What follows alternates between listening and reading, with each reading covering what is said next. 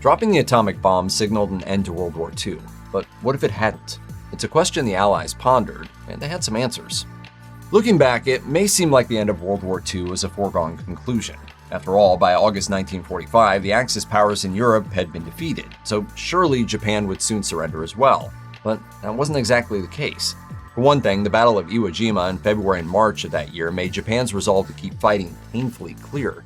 Some believed the only way to end the war once and for all was with nuclear weapons, and so the United States dropped an atomic bomb over Hiroshima on August 6, 1945, followed by another one over Nagasaki 3 days later.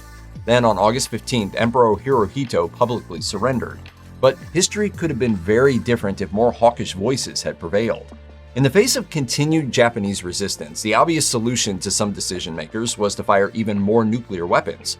But not everyone seemed to think it was a good idea, including, thankfully, President Harry Truman. General George C. Marshall was also skeptical about more nuclear strikes. He argued that if Japanese officials wouldn't surrender after the first 2 bombings, then even more bombings were unlikely to convince them otherwise. He did, however, inquire about the use of nuclear weapons to support a ground invasion of Japan, codenamed Operation Downfall. There was plenty of wariness about carrying out another nuclear attack, but there was also some doubt about whether or not the first 2 would be enough to get Japan to surrender.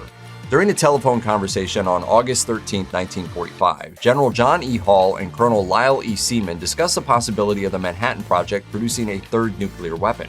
Seaman told Hull that it would take about 10 days until a new bomb would be ready for deployment. He also mentioned that the Manhattan Project could probably average 3 new nuclear weapons per month if they were given enough warning ahead of time. Nuclear weapons weren't just designed at the Manhattan Project's facility at Los Alamos, New Mexico. They were also assembled there. On a broader scale, booming American war production supported the development and transport of these potential weapons. After all, the majority of Allied equipment was American-made, including hundreds of thousands of planes, 2 million trucks, and 17 aircraft carriers. As for President Truman, he was reportedly haunted by the many Japanese deaths after the first 2 bombings, though he nevertheless had to at least consider ordering another nuclear strike. As British diplomat John Balfour wrote to his nation's Foreign Office on August 14, 1945, the president remarked sadly that he now had no alternative but to order an atomic bomb to be dropped on Tokyo. The next day, however, Emperor Hirohito announced his nation's surrender. Clearly, the destruction wrought by nuclear weapons was enough to make President Truman and many military officials question what they were doing. They could have just resorted to the established precedents of warfare and used other types of bombs. Just because other weapons weren't equipped with nuclear firepower didn't mean that they weren't also incredibly destructive. The Japanese began the war from the air at Pearl Harbor. They have been repaid many-fold. By some metrics, conventional bombs were even more damaging. The earlier U.S. firebombing campaign that targeted Tokyo in March 1945 killed an estimated 80,000 to 100,000 Japanese people. Another million were left homeless after the resulting firestorm. Further firebombing attacks throughout the country claimed thousands more lives. Truman acknowledged this terror as well as the continued strength of Japanese opposition in its aftermath when he said, "The firebombing of Tokyo was one of the most terrible things that ever happened, and they didn't surrender after that, although Tokyo was almost completely destroyed." The United States wasn't the only member of the Allied forces moving against Japan in 1945.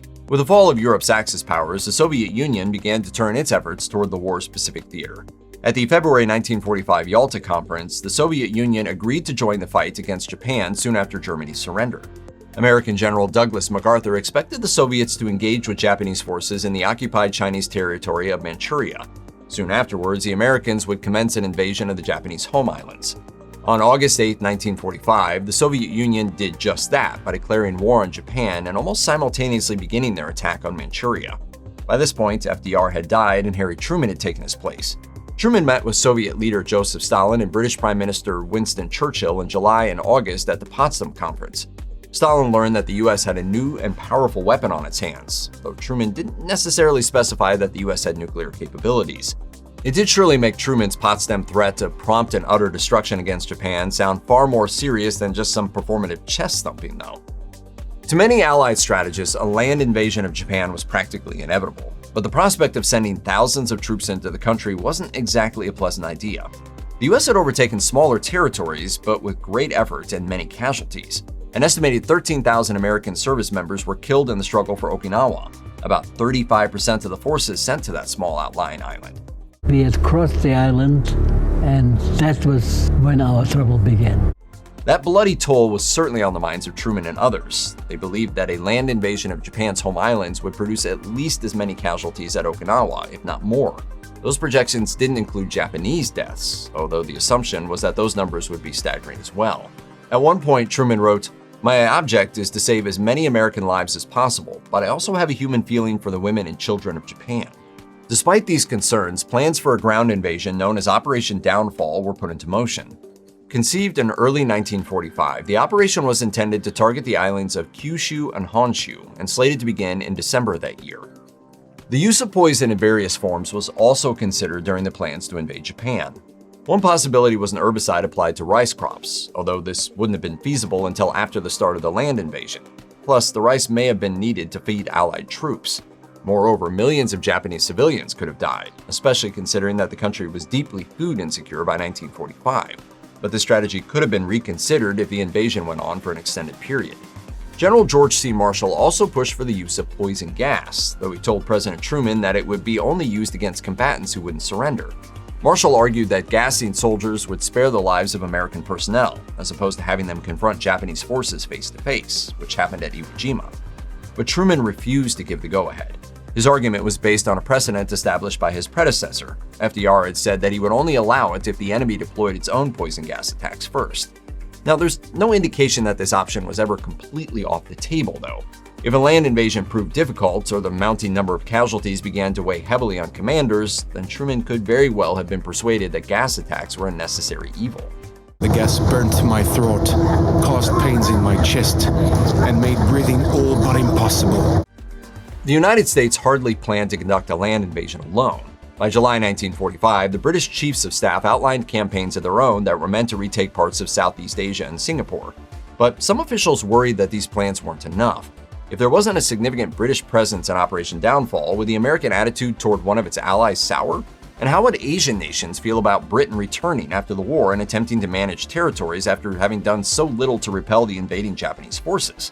So even though Douglas MacArthur was set to oversee Operation Downfall and the whole operation was to be completed with American oversight, it was also agreed that Great Britain would contribute.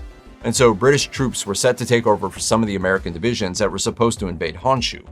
There were also plans for other soldiers from parts of the Commonwealth to join in the land invasion, including Canada, Australia, and New Zealand.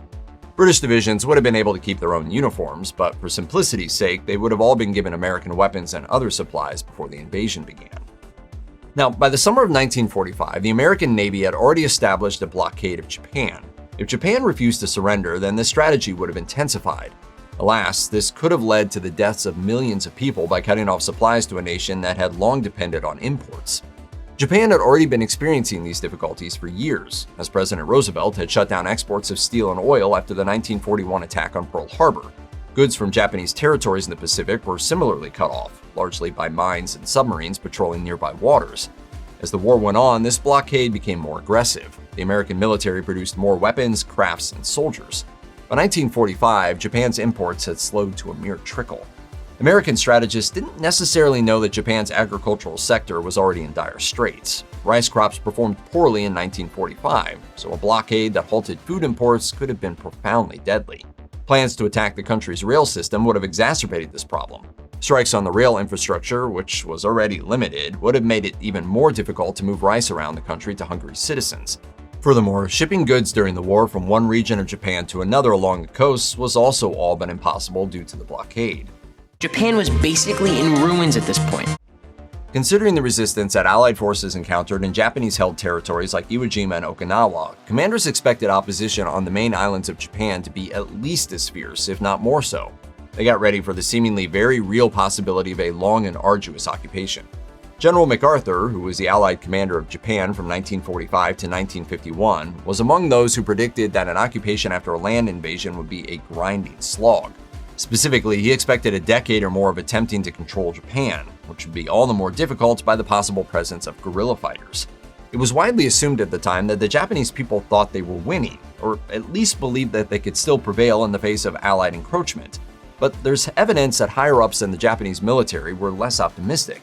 While the Allies were planning Operation Downfall, Japanese officials made the reasonable assumption that an invasion was in the works and that it would eventually make its way to Tokyo. In response, some of them planned suicide attacks or similar initiatives. There were others, though, including Emperor Hirohito and his advisors, who pushed for a much less bloody diplomatic solution, even if it meant finally admitting defeat.